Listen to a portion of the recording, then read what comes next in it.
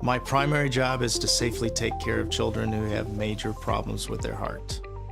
One of my secondary jobs is to get the next generation ready to take care of children who have major problems with their heart. 3D models are all about trying to help them do that safely, learning on models instead of learning on patients. Here's an opportunity with 3D models to make the mistakes on the models, and then when you go and perform on a baby, you're an expert performer already. Every person's disease is inherently different. So 3D printing for us gives us the real uncanny ability to design a product, design a treatment, design an approach. Typically, how would you do that? Well, you'd have to do a protocol and a trial and a study.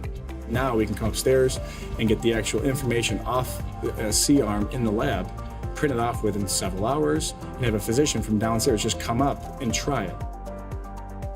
The model I used today was a lumbosacral junction model. Anatomically, it seemed very accurate. Cannulating, putting a pedicle in, putting a screw in, felt very typical or very similar to putting it in native anatomy.